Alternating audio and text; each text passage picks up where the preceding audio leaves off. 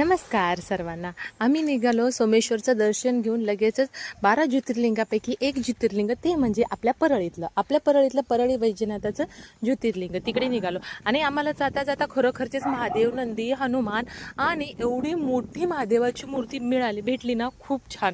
आणि नंतर तुम्ही पाहू शकता एवढा गर्दा होता ना वैद्यनाथाला की भयंकर. कारण तर शेवटचा सोमवार आणि श्रावण महिन्यातला सोमवार म्हटल्यानंतर महादेवाला गर्दा असणारच. आणि रांगेत 3-4 घंटे राहून त्रिशा एवढी कंटाळून गेली, एवढी रडत होती ना.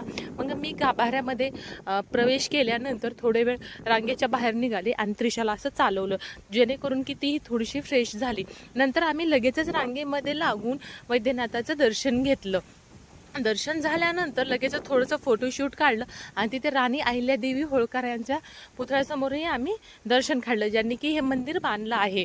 आणि नंतर होता तो म्हणजे आमचा परतीचा प्रवास. आणि परतीच्या प्रवासामध्ये त्रिशा झोपी गेली आणि पाऊस एवढा जास्त येत होता ना, खूप. आणि आम्हाला उशीरही झाला होता.